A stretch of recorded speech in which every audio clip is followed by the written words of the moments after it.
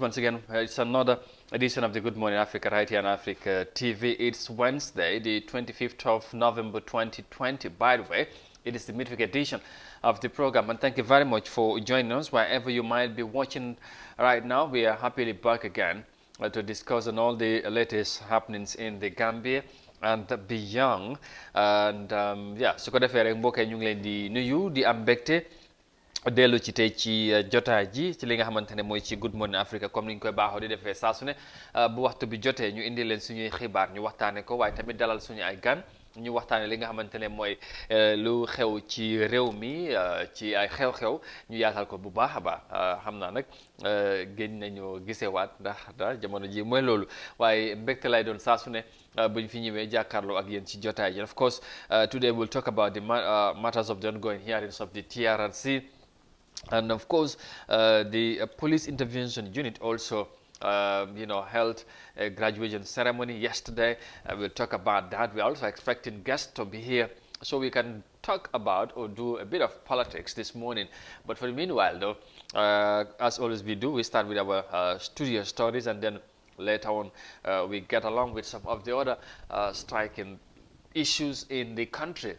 The newspaper review will also be here later on before we end the program. So once again, thank you for joining us. Now, straight to matters of the TRRC as our first story this morning, because Buba Bantajaite, businessman, on Tuesday denied helping Pa Bojan, the cousin of the former president Yahya Jammeh, to escape to the United States after having a problem with the former dictator. While Pa Bojan was accused of stealing money from Jammeh's personal businesses and jump bail while under a trial. Fatmata Kasim has more of that in this report.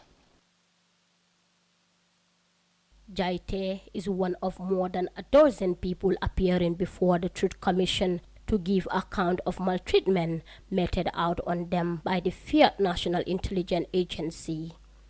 Banta Jaite had rented a property of Yahya Jammeh's farm, the Kanilai Group International, to run his business. His job was to repair cars, mostly government vehicles, but after 4 months of operations, he said Pa Bojang told him that Yahya Jammeh wanted him out of the rented property, but he refused. One day, Pa Bojang called me in the evening. He said, yeah, the big man was passing by and he saw that a lot of cars are in the garage. He asked me, who's there? He said, he told him that I'm the one who is there. We rented the place. He said we should move out there immediately. Kulung killing big man onying betam bekanje lale. Ay moto jamalu jelo ringara sokono. Akaya kumandika nyininka jumale tamu jumanyo lebijang akaka ay ntele tofa ya kontele bijang bidu tumo moto lu ntele kedada akaka nko alafe fintijan sai. When you say the big man, who are you referring to? Yeah, Jammeh, I'm referring to. Yeah, Jammeh. So they just asked you to pack out of the place? Yes. Yes. And then I told Pa Bojan that night, I said, he can do whatever he like to do, but there is no way I can able to move those heavy equipment under the cars and everything because I have no place for it. Maybe you can tell me, okay, 1 week or 3 weeks, 1 month to find out a place, but this way I cannot. Jaite, like previous witnesses who survived the brutality of NIA operatives and Jammeh's death squad, the junglers, said he was tortured. He was also detained at the headquarters of the National Intelligence Agency for about 2 months, despite telling them that he has no idea about Pa Bojang's escape to the United States. The first question they asked me, you are the one who helped Pa Bojang to leave the country. When I said no, that is, they don't want to hear that. Then that's when they start beating me. Kunyininkar follow me nyininkala, wale mnyintiko. Iko itele Pa Bojang de ma hanfa banko bula aborta. Birinko ye hani, utumo lem bitun ya damu takalipa. And then the one came to me and put his hand in my pocket. Do not hanfa after tamma ayabulo kenna jifokono. They just saw me with our cash power number, my parents, their cash power number in Buya. Na wululal bedamin kurang membe sokono je ila cash power number nyingo bije. And they thought that this is a telephone number, international number, that I'm communicating with Paboja, maybe somebody like that. But italiyo mutako banku tema telephone ni number le mwoti aseke number tinten Paboja nkadiamu number men. When I tell them this is a cash power number, they say I'm lying and they start beating again. For 6 years, Bantang Jaite kept evidence of torture meted on him. He said he didn't know why he had the evidence with him all these years. On Tuesday, he brought that evidence and showed it to the Truth Commission during his testimony. It included the clothes he was wearing when he was being tortured, a photo of him after he was tortured, and a photo of one of the torturers. Ex-President Yahya Jammeh's 22 years dictatorship left scars of torture, enforced disappearances, and killings of real and perceived opponents. For iAfrica TV, I am Fatoumata Kasim. All right, thank you very much, Fatoumata Kasim, for that report. That is Banji Jaite, one of the witnesses who appeared before the Truth, Reconciliation and Reparation Commission, that's the TRRC, yesterday. Of course, we hope to bring you more details of further testimonies as the hearings continue at the TRRC. And of course, you know, we will, of course, bring you more of that in our subsequent news editions. But meanwhile, we'll move on and talk about something different now, away from the TRRC, because, yeah, let's do a bit about security matters now. 70 officers of the Police Intervention Unit and anti-riot group have completed a training on public order management on Tuesday. Now, they received training from the French National Gendarmerie Police Force. Maria Macham can tell us more of that in this report. Participants were trained on how to handle demonstrations, including burning barricades and hostile crowds. The week-long training was conducted by crowd control experts from the French National Gendarmerie. On Tuesday, Joël Godou, the French chargé d'affaires in the Gambia, said the police have a duty to protect human rights and not damage them. Training is essential for PIU officials, noting that the laws of the Gambia have forbidden the security from excessive use of force. Freedom of assembly is necessary for the building of democracy and good governance in respect with ethics and the rule of law. Each and every Gambian citizen has the right to protest for or against any issue of concern. This is a right guaranteed by the Constitution. The police are one of the leading national human rights protection agencies, and therefore it must never be seen as damaging rights in any way. Ibrahim Obar, the Assistant Inspector General of Police, said that the training course is a continuation of bilateral ties between the governments of the Gambia and France. He said the training forms part of the security sector reforms that the government is undertaking. The security sector reform in the Gambia is undergoing transformative reforms to position the security services for better service delivery to the people of this beloved country. Under the security sector reform program, it is envisaged that the security services will be brought under democratic civilian control to prevent a repeat of the mishaps of the recent past. As law enforcement officers, you are expected to uphold the highest standards possible in terms of respect for human rights and professional conduct. In June, 44 police officers took the same training, while the latest batch ends their week-long training with a ceremony. The French instructors used the opportunity to give 16 radio headsets and other professional tools to the police mechanic workshop unit. Reporting for iAfrica News, I am Maria Macham. Right, Maria Macham there reporting, of course, on that report there, as she just has watched the police intervention unit, commonly known as the PIU, in the Gambia that have completed an intensive training on public management services and other, issues as well, thanks to the French gendarmerie who led that training exercise. And we did about justice and, of course, security as well. Now, let's move on and do now on sports before we later on get back to other things.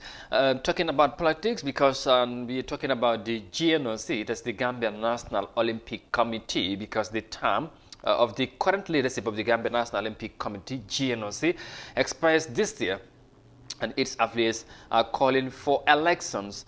But the local Olympic body is insisting that it has the blessings of its parent organization, as the International Olympic Committee, the IOC, to push the election until after the Summer Olympic Games in Japan next year. And for more details of that, we go with this report. Gambian National Olympic Committee said it has reached a consensus through a resolution from the majority of affiliate sporting bodies to go by an advice from the International Olympic Committee, allowing local Olympic committees to extend their mandates from 2020 to next year in line with the postponement of the Tokyo Games. But Peter Prom, the president of the Gambia Table Tennis Association, told journalists on Friday that the move was not in line with the rules governing the GNOC. Prom also said the manner in which the current GNOC leadership is trying to influence members to postpone this year's Congress was dubious. Now, I am telling the GNOC right now, or we as concerned national association, that we do not recognize the outcome of the resolution, since it is in breach of the GNOC Constitution, Article 4, subsection 9.4. Notwithstanding, the outcome of this resolution, when we sent our petition to the GNOC president, we had about 17 to 27 national associations that appended their signatures to our petition. Now, to circulate this, the GNOC office called, most of our petitions were signed by presidents of national associations. They called the national association secretary generals and told them to sign the resolution, not be known to the presidents. So I don't know why anybody would be engaged in such dubious activities when you are regarded as one of the highest sporting bodies in this country. The GNOC had sent a resolution calling for the postponement of the 2020 election, saying decisions are irreversible when officials from member associations append their signatures. However, Prom said the postponement of elections could only be voted for at the General Assembly and not through a resolution sent to the national associations. So the GNOC issued a press release once again, selling their idea to the public about the postponement of until after the vote. Now, I don't know, this is giving misleading, I don't know how the IOC will see this misinformation. And we haven't heard from the IOC, even though they claim that they received a letter on the 3rd of November that was accepted by the IOC. That letter too, we haven't seen. The Gambia National Olympic Committee was founded in 1972 and recognized by the International Olympic Committee in 1976. The committee has made constant headlines over disputed elections and leadership fights in recent years. For iAfrica TV, Sohna Tunkara.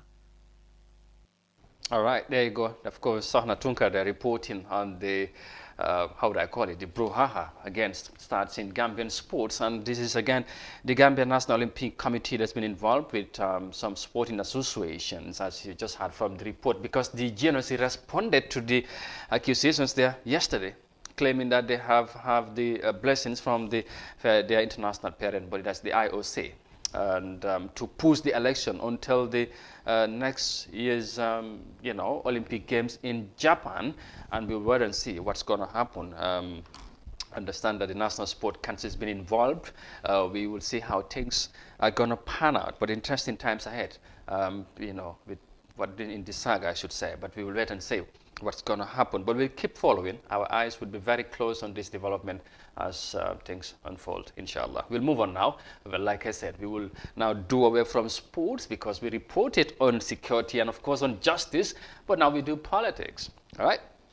And talking about politics, like I said, we will now do a bit of it because one of the newly formed political parties, that is Citizen Alliance, CA, is bracing up for its first ever Congress and scheduled for this weekend in Brikama. And of course, talking about CA, that's the Citizen Alliance, the party says it is formed because it wants to, improve the political situation, but also want to bring balances for accountability, transparency, and of course, truth, fair decision and inspirational leadership. But we will be talking about that, but more so the discussion will be focused on the upcoming Congress. And joining me to discuss more on that and other issues related to the party's activities is Rafi Diab, the interim foundation chairman of the party. Mr. Diab, good morning, and thank you very much for joining me this morning. Good morning, and thank you for having me. All right, and of course, xam naa ne as time goes on, su fekkee ne if time may nañu kuy jaxas baxas di waxtaan also in the local language yi mbokk yi comme ni ngeen ko gisee rek tey suñ gan gi ci jotaay ji mooy Citizen Alliance lañ fi am seen foundation chairman bi interim chairman bi ay la war a wax di Mr Rafi Diab moom la ñoo war a waxtaanal ci congrès bi nga xamante ne parti bi mu ngi ko waajal. Xam ngeen ne loolu mandate la ci ñaari at yu nekk parti yi dañu war a defaraat seen toogaay waajal seen bopp ndax xam ngeen ne 2021 sore tout te ñu ngi ci géew politique bi te xam naa ne gars yi war nañoo sentu ci ñoom ci dara waaye Mr Rafi Diab la ñu war a waxtaanal ci affaire congress bi. Well, of course, let's start the discussion, of course, before we talk about the Congress or preparations and all that. First, as a political party, tell us a bit about your latest activities and what have you been engaged on, and what is your latest activities focused just to start in that. Wow. Citizens Alliance was formed we launched in November last year, exactly this time around last year. That's when we launched. But before we launched it, there was a reason why Citizens Alliance came about. Because we saw the way the country was heading to, and we felt that it was not going towards the right direction.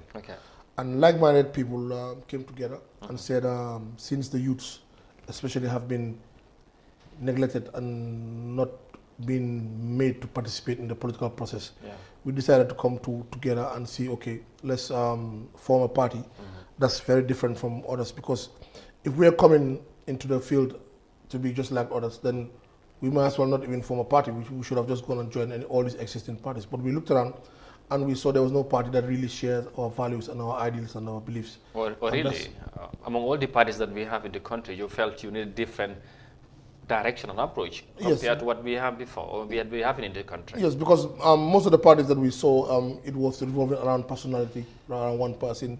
Some parties were revolving around tribe. Some parties, you see the leader who's been there for almost 20 years, 30 years, same leadership. And this is not what we want. We want a party that the leaders emerge from its members, not leadership imposed on its members. That's why when we were even registering, we had to, all of us contribute. Some people contributed $100, some people contributed 50,000, some people 100,000, some people $500, and we all took that money and went to IEC and registered. So no one in the party can tell you that they own the party. Like, unlike other parties that we see in Gambia, that one person is the one who has the money, go to IEC, register, he decides who's the Secretary General, he decides who's the Treasurer. They just organize these mock congresses and elect people, but we all know it's not a democratic process. So I will believe that if you want to, if you're advocating for democracy, it's have to start from the party itself. So we don't want to have a party that you have one leader being the Secretary General for how many years. Some of these parties, when their leaders were there, I was a kid by then, and these are the same people that we see. So this is what we want to change. That is the fundamental difference that CA has with other parties. It doesn't revolve around one person. It doesn't revolve around tribe.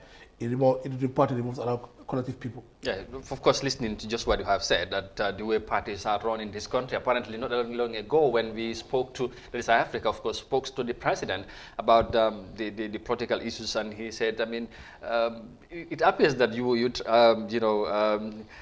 his government has always been criticized of transparency and all that. But to him also, political parties that are here are also, who are criticizing him, of course, that his government is not transparent and all that. Those political parties also are not transparent because they are one-man show who decide and do anything, and it seems you are justifying that. Yes, of course. I remember even I was in a meeting where they have the inter-party, the parties were there having a meeting in regards to the election bill. And the issue of funding elections, party funding and all that what came up. And most of the parties that were there were advocating that the people don't have the right to know how they get their money and how the money is spent. And for us, we found that strange because if you're advocating for transparency, if you're advocating for corruption, anti-corruption and all that, it has to start from the party. The party has to show the people where they're getting their money and where the money is spent. Yeah. And we at Citizens Alliance, we don't have any problem with that. We are very transparent. You're okay with that? Yeah, of course, because it has to start. You have to show example. If you cannot show example at the party how you're raising funds and how the funds is spent, how can we trust you to run a government? When you're in the government, you're going to do the same. Why do you think other parties are not agreeing to that? They say no to that.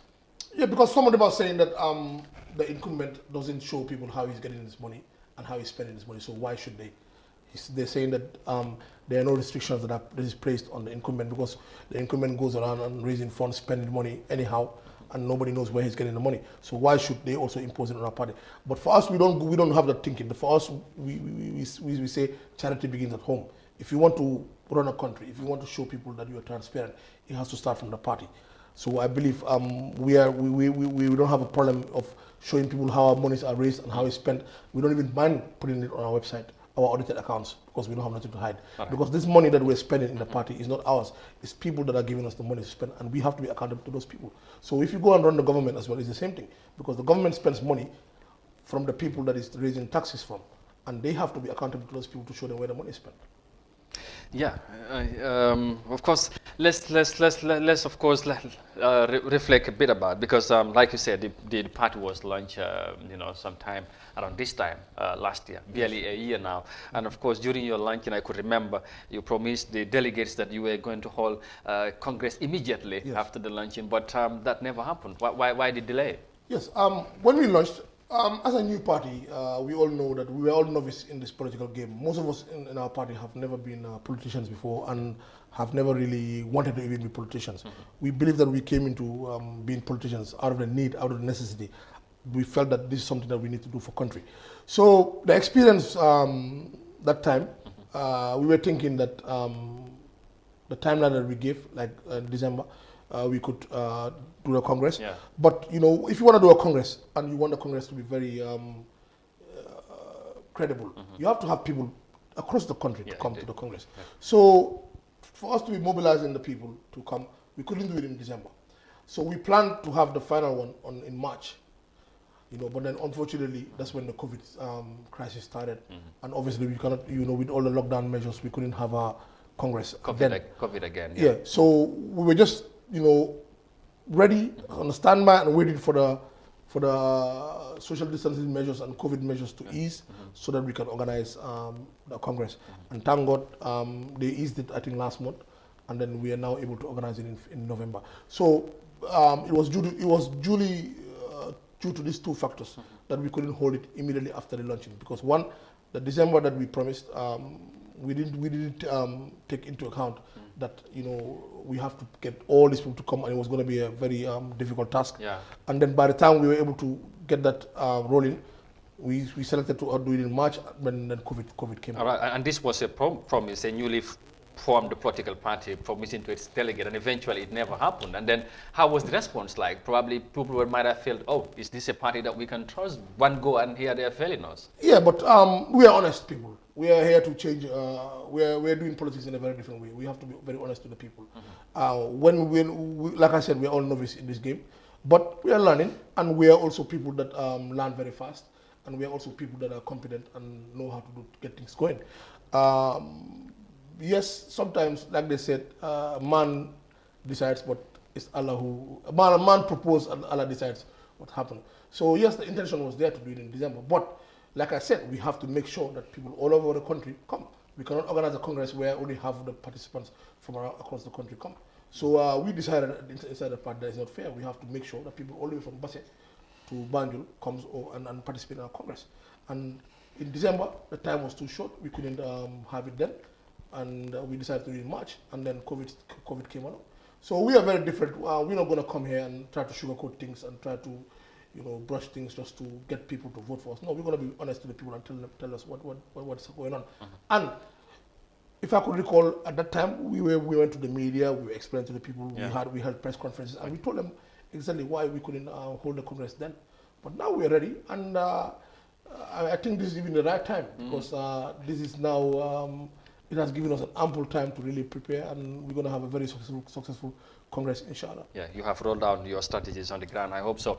But then probably we'll talk about that if time allows. But then, of course, you are gearing up for the Congress this coming weekend. But then, apparently, as people always say, that you came and you said you're a political party with a difference you want to bring new. But what would you say or respond to people that would tell, of course, that you are just holding this conference, like Congress rather, as other political parties all political parties are required to do by the IEC. Now, I mean, but realistically, many would tell you, the party have already identified its plight. Vera has reported recently, and of course, one of the most, known party of the party is, of course, one of the most popular critic of the government, that is Dr. Ismail Sise. Now, what will you say to that? And of course, that now you are going into Congress, these things are already known to the public. Yes, Citizens Alliance, Bundore. Wow. Then one leadership party before emerge from its members. Wow. Members in your elect. So more even Boma introduced them, I introduced as interim fundraising chair. Wow. Because you have been interim executive. Never for us confirmed yet. We just signed as interim. Because for now, I'm going to run in Congress. So, you then decide balanya am leadership for you elect force. The election mo ni mo demé moy Congress. Légui bala Congress bi di happen. Ñun ñoo nekk di one of the few parties yoo xam ne ñun dañ advertise suñu Congress bi. ñu ne képp koo xam ne Citizens Alliance member nga mun ngaa either call nga nominate sa boppa pour any position yu buñ advertise. Advertising 10 position, advertising flag bearer, advertising chairman, advertising deputy mobilizer, yooyu yëpp advertising ko. ñu ne képp koo xam ne yow bëgg nga nekk nga CA member ba pare bëgg nga fulfill pour nominer sa boppa si rôle yi. bu ngaa call nga ne man Mamadou Ndiaye dama bëgg a nekk flag bearer CA. ñu register la su la neexee tam képp member si CA mun naa call mu ne man Sehu Diallo bëgg naa represent pour bëgg naa nominate Ismaila Cissé pour mu nekk suñ flag bearer. so process boobu la ñu kaa def bu ñu ko defee 70 nominations dafa ñëw pour flag bearer bi te ñëpp Ismaila Cissé la gaa yi nominate ñoom ñëpp 70. waaw 70. waaw man am naa man suma position bi national mobiliser amoon nañ over for na 10 dama fàtte fi ko bi 7 xaw ma 10. man dañ ma nominate national mobiliser dañ ma also nominate secrétaire général waaye man bu secrétaire général bi dama leen ne non man bëgguma nekk secrétaire général man dama bëgg a nekk mobiliser because man loolu laa fi ne loolu laa gën a mën a def si parti. waaye by the time list bi génn da nga gis ne man suma tur moom rek a desoon si national mobiliser. so dafa mel ne kon ñeneen ñu gaa nominate ñun tam mu leen koolee dañ ne non xaaral ñu bàyyi ko na fi so gis nga ñun loolu dañ ko ooyee démocratie because nit yëpp suñ tuusee kan la gaay bëgg mun la si dara mun la. waaye loolu tamit ñu bari ñu ngi see wax it was obvious, it was from the word go nii gis nañ doctor was out there and he was more or less the leading man ñu yaakaar ne moom moo fa nekk and of course ñu gis ne loolu and nobody is going to contest against him. He's on a post for as the flag bearer for the party si Congress bi. loolu tamit su fekkee ne da ngi wax difference te people xamoon ne this was what was going to happen te loolu mu xew loolu tamit difference yi ngeen di wax tamit. Mr. Diab loolu tamit dana jafe pour nit ñi góom ne yéen you are political with a difference tamit su fekkoon ne gis ne surprise docteur lañ doon expect but surprise li Mr. Diab moom moo nekk flag bearer te waaw this is a party lii lañ bëggoon waaye dafa mel ni la woon fa woon la de. déedéet loolu amul nit te man lu ma dee wax mooy Dr. Cissé. waaw dëgg la ñoom bokk nañ si founding members of CA. ñoom ñoo toog ñu ne xaaral ñu toog ñu form CA. waaw ok bu mu koo def dafa dem mu lobby waxtaan nañu bari. après gars yi ñëw toog together ñu ne léegi dañoo form parti bi depuis that day docteur mënoon na ko def mu yomb moom dafaa ñëw mu ne la man dama bëgg a form parti man maa moom sama parti yow léegi kaay nga ñëw nii kaay non waaw mu deful loolu de docteur dafa ñëw mu indi ñëpp mu ne la léegi indi naa leen léegi parti bi ñu dañu war a develop constitution ñu def suñu constitution bi sax mu ngi fa two term limit pour every executive member two term limit la nga am. waaw loolu fii benn parti amu ko fi si kaw loolu ñu ne ñun ñëpp kenn du fa am position ñun ñëpp interim basis dañoo saaf moom bu ñu doon sax moom mu doon a nekk si executive bi ko temps moom mu ngi ci université bi mu ngi nekkoon lecturer so moom si executive sax nekku foon soo demee ay si nga xool suñu registration turi Dr. Cissé nekku fa la sax moom mënoon naa ñëw mu impose bu baax moom idea bi si moom la jógee mënoon naa ñëw mu ne man maay Sénégal waaye non bu mu defee loolu ba pare ñu door liggéey ñun dem nañ right now more than 160 villages. est-ce que loolu nekkul stratégie rek pour wane ne xëy na ñu wax ne we are different and we have to play our well loolu nit yaa des naka la ko interpréter wante ñun. xam nga ñu ne dëgg rek moom ji. ñun mi nekk si parti bi ñun xam nañ naka la koy doxalee man mosuma woon a join Citizen Alliance bu gaa di door man March laa leen join. of last year. waaye ñoom ñu ngi door depuis December 2018. la gaa door man maa ngi join gars yi March in 2019 waaye da ngay ne man bu ma joinee parti bi. ni ma gisee parti bi doxal ak seen structure si moo tax ma join te wax dëgg yàlla depuis moo ko joinee kenn musuma def ma fil ne comme man outsider léegi ma jël ñu embrace ma man noonu laa liggéey si parti bi média mi ràññee ma ba def ma seen national mobiliser donc tam liggéey bu moo def si parti bi liggéey bu mu nekk def di dem di wër fu nekk di dem dugal kër to kër house to house bantaba di canvas pour votes moo tax tam nit yi bëgg a gis ko ñu óolu ko ne kii mun nañ koo jël mu njiite ñu moo tax mu am 70 votes te affaire si démocratie la yow léegi suñu la électé pour nga nekk suñu flag bearer yow nga ne yow bëgguloo naka lañ laa forcé waaw non waaye ok boo beneen la grawd still on the formation ci parti bi and all that again we'll go back because probably dégg nga li am na ñuy wax of course di wax tamit lan mooy diggante of course Citizens Alliance as CA formation bi ak of course the then famous Gambia has decided that link ndax am na any sort of link ci ñaari groups yooyu ak political party la but of course balay tamit gis nañ seen taxawaay ak yooyu noonu lan nga mun a leeral ci loolu. non Gambia Saret Gambia Saret ñëpp xam nañ naka la dooree yi fi yaa jëmee la. waaw bu mu décidé ne moom du toog. Gambia Saret mouvement bi génn pour wax ko ne pour ñu mun a unite all Gambians to come one voice. pour wax yaa jëmee ne enough is enough you have to go. dañ bëgg a suñ démocratie bi ñëwaat fii. ok Gambia Saret dem na ba after loolu ba fona 2019. ok man si la decide pour bàyyi Gambia Saret because Gambia Saret it's a non-political movement. It's an activism living. Te loolu doo ko mën a boole politics. Because activism you want to bring everybody together. Te politics moom affaire yi xaajaloo la. Du moment nga partisan nekk. yaa ngi push sa boobu one side. So man bu ma decide pour join CA because man dama decide ne dama believe ne the biggest impact bu ma mën a def pour suma dëkka mooy ma go into politics. Because activism def nañ ko waaye after gisuma ne activism bi mu ngay yield lan lañ mun a yield te man action man la man dama bëgg a pour man I'm an action oriented person. I want to make myself useful to be doing something. So after dama gis ne fii the Gambia Saret was doing very well but balaa moo def well tam foog activism booloo nekk benn mun a yóbbu seen agenda forward but that was lacking in my opinion. So man si laa dem si ñoom ma ne leen man mënuma continuer as Gambia Saret wante because I want to go into politics. So man after noonu laa joinee CA. So basically dafa mel ni man rek man maa jógee Gambia Saret ñëw CA waaye CA dégga amut any endorsement or any link to Gambia Saret dafa nekk rek man maa nekkoon Gambia Saret waaye man balaa maa join CA dama ñu carrément si Gambia Saret ma ne man dama ñëw bàyyi ma doog a dem CA. ok dafa mel ni boobu leer na now again still balaa ñoo dem ci congress bi ak préparation bi ak lan moo faa xew ak yu mel noonu léegi again looking at the political situation ci réew mi of course ku wax Gambia have decided you talk about supporting the coalition government ñu mun a toog jàmme dem ak yu mel noonu and of course some of the ku mel ni comme yow def ngeen ci taxawaay bu am solo contribution bi ak some CA leaders now nguur gi this government ngeen support ba gars yi toog and they were just now ngeen di doxal ci yëf yi eventually ngeen gis ne probably yëf yi daal you know affaire yi daal dafa mel ni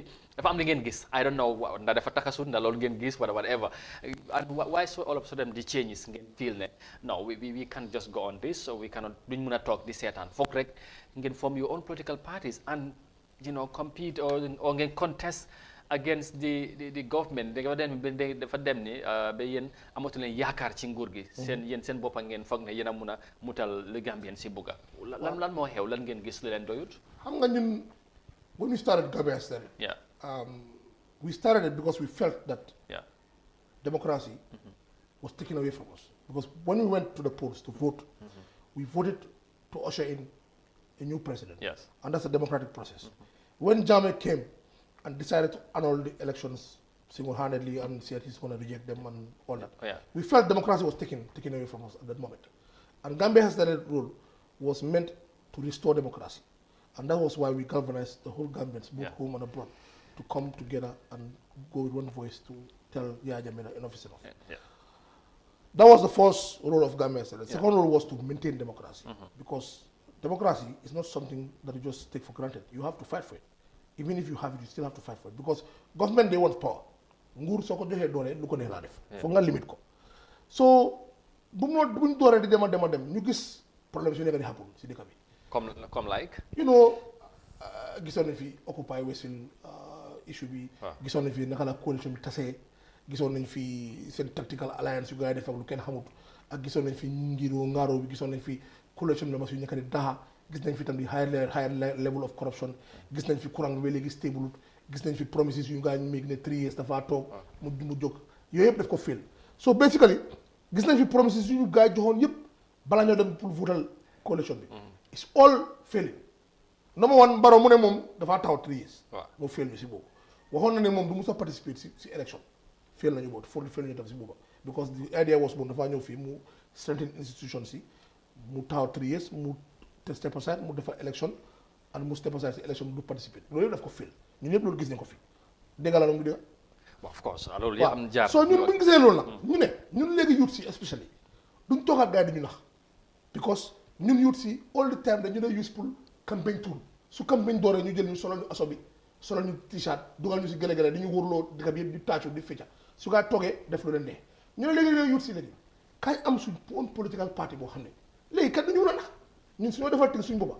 benn politicien fii léegi dañu mën a nax so noonu lañ décidé nag ne léegi foog ñu def lii pour mën a rescue dëkk bi because dañ believe ne dëkk bi pour mu dem kanam youth si affaire bu yaa ko mën a amee ñun am nañu know-how am nañu capacité ba pare ñun dañ nekk politiciens yoo xam ne ñëwuñ si dëkk bi nii pour jël ko pour ñu tekki oo ñu am xaalis oo ñu famous ñun dañ ñëw pour serve the people. waaw loolu because dañ believe ne. loolu moom ne wax ko neex naa dégg. ak ni nga koy waxee nii waaye tamit système bu fi nekk. ak li nga waxee est-ce que yow li ngeen wax loolu mun yomb naa pour mu am because tey soo seetee di one of the biggest political parties ñoom ñoo fi gën a yàgg. ñu mel ni comme UDP ñoom APRC ñoom PDOIS and of course GDC ñi political party yi lañ gën a xam si of course yàggut perhaps am ngeen ay nit ak yu mel noonu waaye tey boo dee def maison. est-ce que foog nga ne yéen within this 1 year bi ngeen formé yëngal ngeen gaay bi ngay xam ne di c'est parti bi nga xamante ne bu ñu war a bàyyi xel ne élection yi jege na gaa te tamit si ay ndaw yi ñoo fi nekk te ndaw yi ñoom ñoo nekk the bulk of the Gambian population mun naa ko waxee noonu so loolu tamit est-ce que yéen a ngeen naxta seen boppa ngeen xam ne ndax tamit wax bi moom of course soo waxee mun nañu am hope ak yooyu waaye realistically xam nga man dama dee wane politicien dañu war a door di analyse suñu politicians yi lan la gaa doon def balaa ñu ko dugg si politics because loolu is very important. waaw man ku ma gis xam na man lan laa def ak lan laa defal suma réew. maa ngi am suma own company maa ngi hire more than 27 people ñu maa liggéeyal. and I have a very successful business. loolu tax gis nañ tam lu mu fi def lecturer de university mu ngi ñëw from Europe to contribute so much. ñu nekk si ñu ba jigéen ñun suñu parti bi xam nga lan moo si ne. waaye loolu tamit nit mun na la wax ne tey soo seetee lawyer Dabo lawyer la personal professional président Barrow tamit businessman la dafa dem business ba tey compagnie mu ngi dox nga dem tamit ci yeneen parti di same thing loolu tamit su fekkee loolu tamit non waaye tam lawyer rek o businessman o lawyer du rek de déedéet du ma miin nga ne lawyer ma ne fine wante du ma miin mooy man waxuma abaan ñooyu de dama ne ñuy scrutinize suñu politicians every politician nañ leen ñu xool seen background seen history ak lan la nga achieve pour dëkk bi Barrow man mosuma ko gis boobu xamuma woon kan mooy Barrow. waaw definitely yow da nga xamoon Barrow. xamu na ko woon dañ ñu wax ne businessman la nii waaye lan la ba ajib nothing man musuma xam lu mu def ñëw nañ ne businessman dafa amoon xaalis yi wante real estate yu mu doon def noonu man musuma gis kenn ku ñëw ne xam na kuy Adama Barrow so man dama de wax rek ne nañ scrutinise politicians yi ñoo xam seen history ak lan la gaa doon def because this is very important because lii mën na laa jox a better understanding of kii naka la mel ak naka la mel su jëlee power that is one two ñun ñëwuñ fi pour naxaate ñun dañ nekk ne ñoo xam ne with or without politics suñu life dafa go on fine ñun nekkoon nañu jël lii yëpp def ko de do or die la non ñun dañ genuinely bëgg a saaf dëkk bi because ñun lu xew mooy ñu laa wane 2050 Gambian population is going to be 5 million with the current birth rate that we have right now 5 million nit yooyu noonu in 2050 ñu ngi xalaat seen routes yi are we thinking about the schools are we thinking about their feeding are we thinking about the healthcare are we thinking about all those things ñun right now te liggéey boobu noonu léegi lañ ko war a door de du ñu war a xaar ba 2045 ñu ne ñoo door liggéey boobu noonu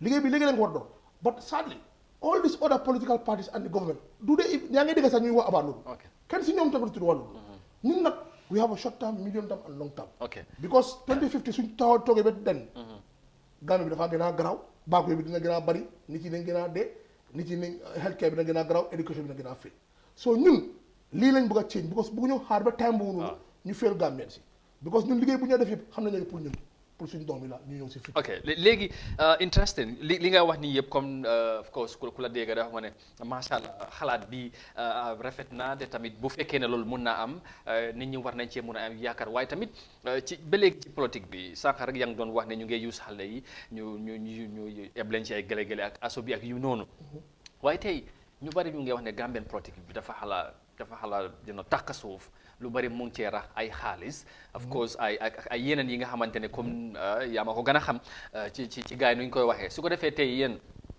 ci ndax pare ngeen bokk ci système boobu because boo fàttalee ko ci congrès bi si launching bi raada am na ko génnoon sax mu ne si yee da nga war a génne ngeen joxe ak yooyu ay 5000 yu mu doon wax ne loolu yëpp tey xam nga ne mentalité boobu am na ñu ko gom yéen ndax pare ngeen pour jël système boobu bu fekkee ne tamit mën ngeen compete li nga xamante ne mooy political party yu fi nekk parce que tamit système bi da ngay nangu ne loolu moo fi am. of course. waaw xam nga ñun man lu ma dee wax gars yi mooy 1965 bi léegi. waaw ñu ngi politique same way te dëkk bi dara change fi. waaw soo demee yenn place si village bi si ob bi niñ meloon depuis tubaab bi bu fee nekk noonu la mel ba léegi amul benn change te dama leen ko dee wax ma ne leen léegi yéen da ngay gis ne ñu ngi politique same way 1965 bi léegi.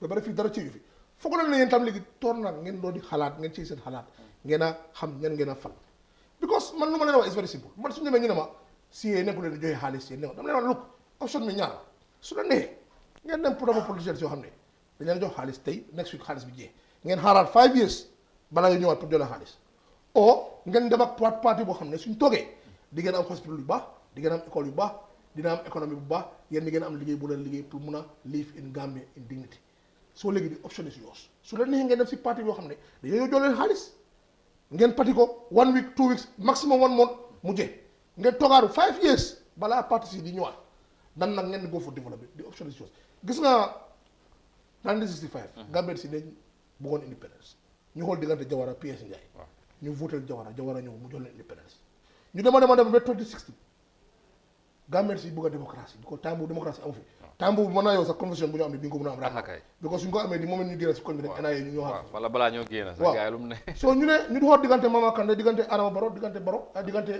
Yaya Jammeh ñu jël Adama Barrow ñu def ko président Adama Barrow nag ak lu ko ni di criticize at least lu bon Gambie am nañ démocratie 2021 nag it is a very pivotal stage in the Gambian history 2021 it should be all about development because boobu mooy make or break it's make or break for this country because nga am democracy nga am independence without development is meaningless so ñun loolu lañ bëgg a ci Gambie du nekk nag an easy job it wouldn't be an easy job but it's achievable gis loo development mu ngi am right now président Barrow mu ngi def ay tali di lifin ay bridges di ubbi ay marché mu ngi dem ay basse mu ngi dem bu yàggul a jógee CRR ngeen Sanjaan fekkee development ngay wax loolu tamit est-ce que gars yi mënuñ koo base foofu ne den di hope should be Barrow yooyu tamit xam nga development it comes in two ways gis nga buñ dee alaaw yéenay di ñu nax development dafa war a nekk loo xam ne dafa la affect direct in your life loolu dafa am direct impact in your life development ñoo wan yëpp but people are still poorer people are still dying from mënuñoo access to healthcare people still mënuñu am access to good education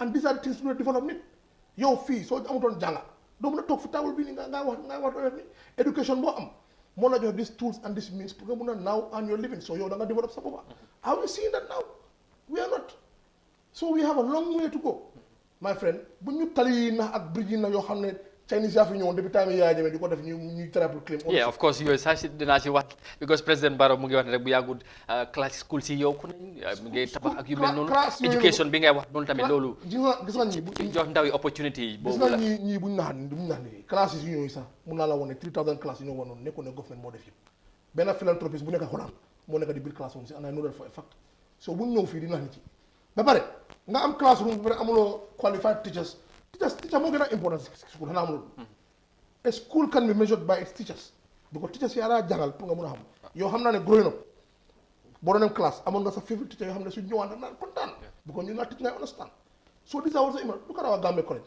ñan ñoo nekk di train suñu teachers yi Gambia College needs revamp fii ñu la fii priorities yu gaa war a def duñ ko def xoolal budget yi bu ngay allocate president house of believing si budget bi ñëw 1 point something billion pour lan for what xoolal 300 million on travel duñ ko leen jël ñu educate suñu teachers yi ñoo war a teach the next generation da coming kon yow loolu yëpp jaru ko woon ak jum look dañu war a prioritize suñu dëkk bi développement mooy di kii fii nii te développement bi du naxaate projet bi yu naxaate dem sampa conference room center loolu lan laa njëriñ conference center bi mu ngi noonu Gambia léegi lan la njëriñ yow direct bi yow as a city nothing so gis nga dañu war a measure development on impact to the people ban impact la nga am si direct impact long term impact and soo bëggee di ko def advance foog nga sort out security sector bi because security sector without any meaningful security si dëkk du mën a advance foog nit yi am good health care pour because yow foog nga ne soo feebaree doo mën a toog fii nga ne da ngaa def show bi foog ñu sort out education bi because soo jàngutoon doo mën a def show bi tam so these three things are very important and these three things fan lañ gisee investment in government nothing. Exactly, and again, finally, of course, we should talk about the Congress. But then again, talking about these issues, the ideologies, the ideas, the new systems, and all that that we are talking about, it's absolutely fantastic. Why then again, we still go back to the system because I'm not in a political party. For example, the PDOIS rather, the war system, the educate needs, the socialism system, Gambia nañ war a change ak yooyu warloo dunda ci ñaaka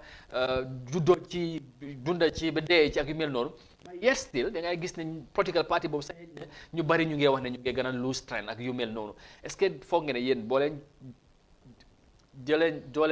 su fekkee ne nga jël the same system perhaps you have a chance. Of course xam nga politics is a competition of ideas.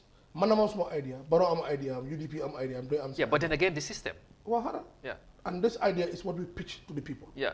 So in compare to the people will choose. Let's say, system. When you am there was a different system before. Yeah. Why? The fact that yeah. So systems can be changed. You're talking about years, huh? From 1965 to 2020. Yeah, that's more than 50 years. Yeah, but it has to start from somewhere. Yeah. It has to start from somewhere. Absolutely. I can give you one example. Indonesia. In the 90s, at the 70s, 80s, it used to be one of the most corrupt countries in Southeast Asia. Indonesia, Bena dictator Suharto, Mokoda run time. It was very, very corrupt. Why Indonesia? Holland, they're one of the most advanced economies in Southeast Asia because they have leadership S, they decided to change. You do the education, see grassroots, mindset.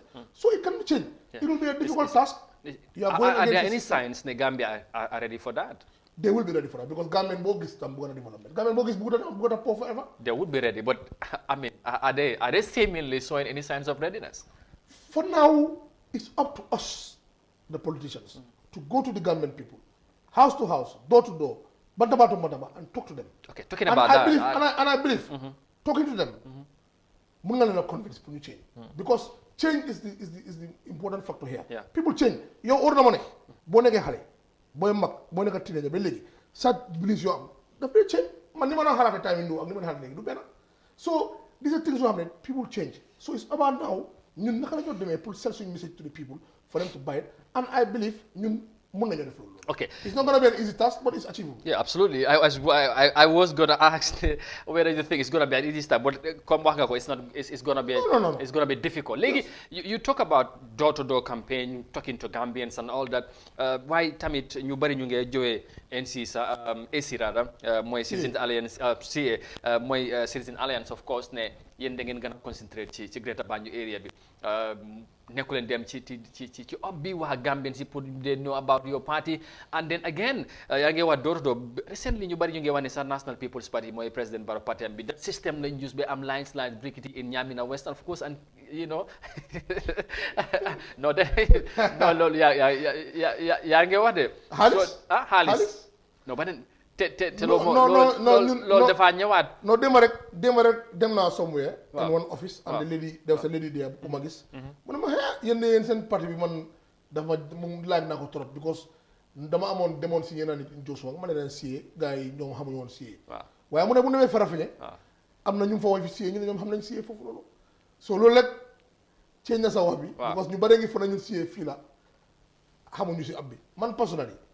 dem naa more than 160 villages in this country visit naa 160 villages dem nañ si Bantabayi dem nañ si fu nekkal lañ dugg si dëkk bii di ñun what we do is ñun foofu lañ dugg a starté waaye xaalis bi bu leen ko xeeb de non ñun suñ politique du politique xaalis ñun ñu leen di jox ni ci xaalis non loolu si bopp non loolu su si bëggoon kon duñ form siyee kon dañoo dem nañ ñu joxe yeneen parti affaire si waxtaan la da ngaa dem toogal nit yi nga waxtaan ak ñoom gis nga kaay ma jox la benn exemple gars yi dañoo wax ne kobet bi lañ góom te tamit balaa ngay wax ni rek ak gis nga ko yaa ngi wax ne xaalis bi ñu bari ñu ngi wax ne sax différence bi mooy ci campagne bi ñu xamee ne for exemple GDC dañoo ñëw def rally wax dañoo ni defal li bu ñu wiinee NPP dañoo wax ba pare def at that spot xam nga man lu ma doon tamit is the difference xam nga ni balaa ko fa danaa la jox su la ñu ne ku la dégg ku la jox ndeewoo jox la rek bu la diggee reer war nga koo góob waaye loolu tamit yëpp dañ koo slogan si ngi ñoo dégg ci système politique ka ma expliqué benn solution waaw man mun naa dem léegi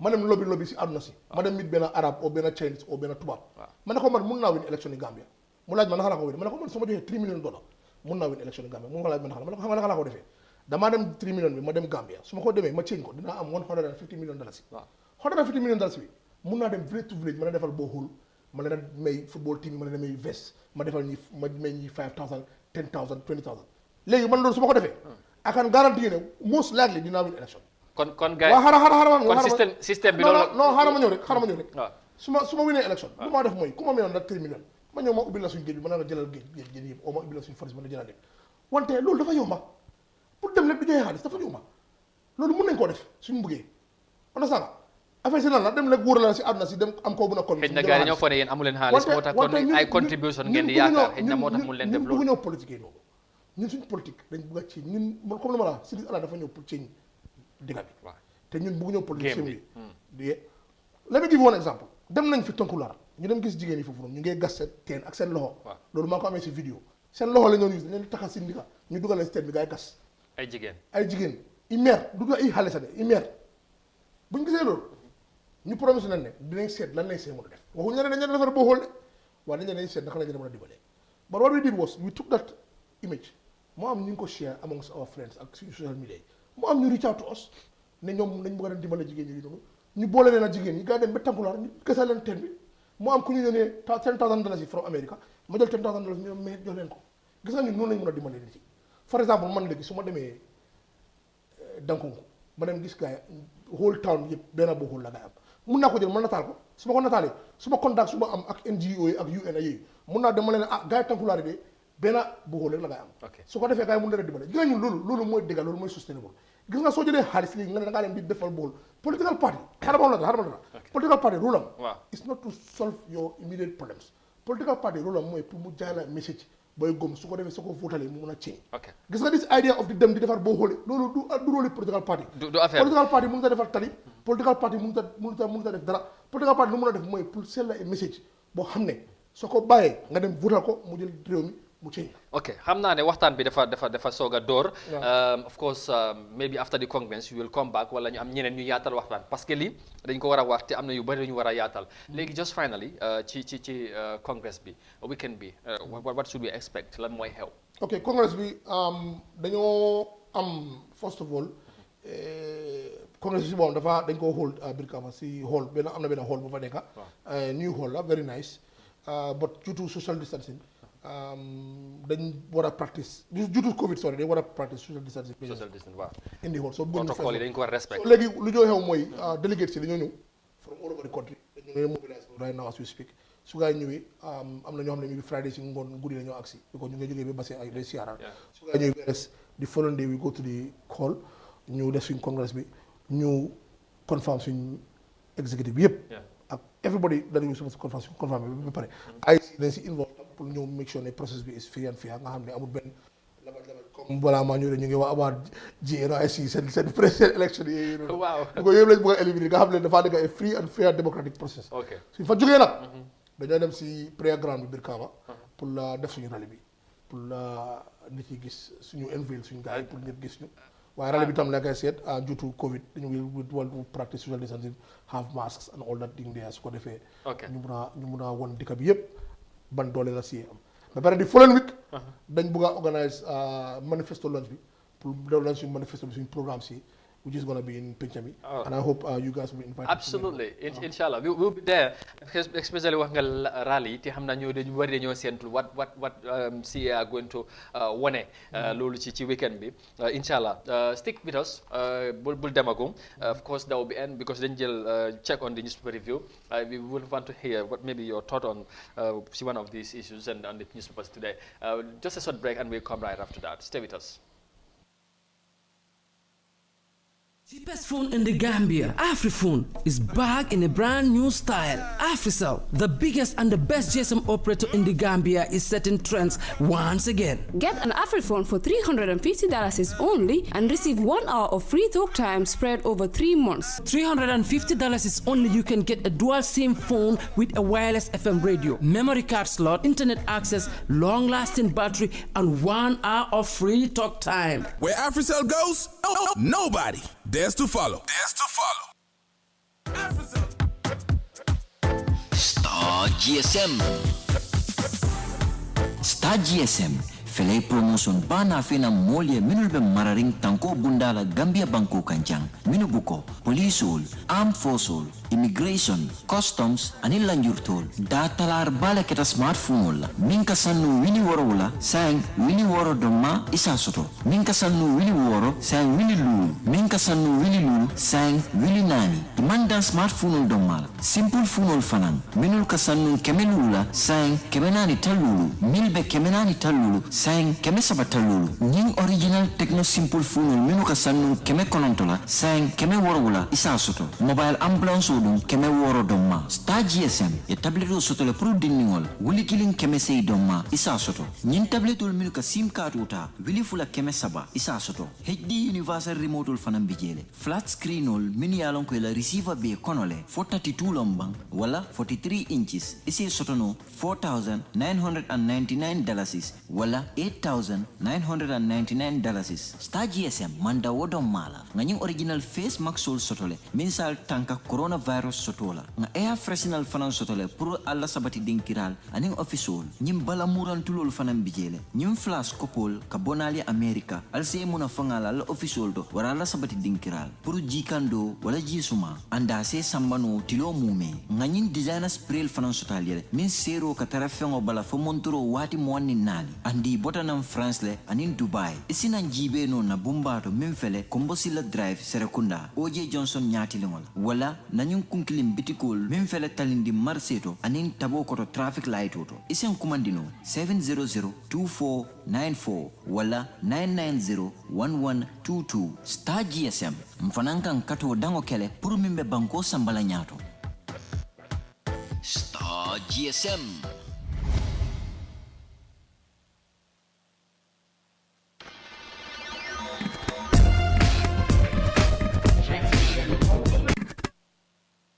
All right, thank you very much for joining us. Welcome back. We now finally, here is the newspaper review. And thank you very much to our sponsors. And we have today the Voice newspaper and of course the Standard newspaper.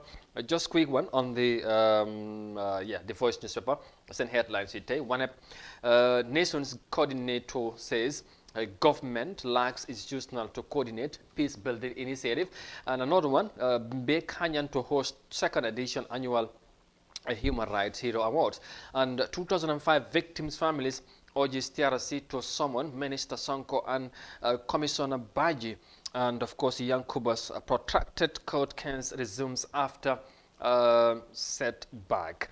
And just check Benarek, what is your thought on this one, Mr. Jeff? Of course, you know, let me just do this quickly. Purungam, you want to understand here. Okay. Now, 2005 victims' families urges TRRC to summon Minister Sonko and Commissioner Baji. Now, victims on 44 Ghanaians murdered in the Gambia 2005 on Tuesday requested that the Truth, Reconciliation and Reparation Commission, the TRRC, summon Interior Minister Yakuba Sonko and Police Commissioner Esa Baji, popularly known as Jesus, for their direct or indirect involvement in the 2005 killing.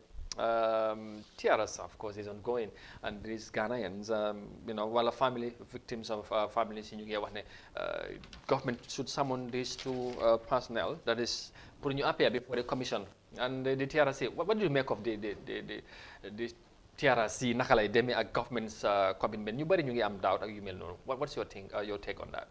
Well, it's sadly TRRC. I think bum dore ñu amoon nañu hope, like all the other things ñoom government def mooy CRC bi tam constitution review bi waaye gis nañ ne Janneh commission bi tam gis nañ ne you know all that hope that we had dafa is dashed away because dafa mel ni reforms yu gaa yi bu ko def yëpp it will eventually go down in drains and money being wasted because Janneh commission bi ñun gisuñ fa benn outcome in fact sax luñ fa gis is just so you think the TRRC more or less would be the same? That is what I'm saying right now, and sadly so, because ñun ñëpp amoon nañ si yaakaar and this was a healing process loo xam ne dama noonu mën a heal dëkk bi yëpp waaye gis nañ ne government bi they are not serious in that ñoom ever since bu Barrow jëlee décision bi ne dafa bëgg a taxawaat election all the reform issues yu nga amoon was changed to being trying to prolong his stay in power. All right.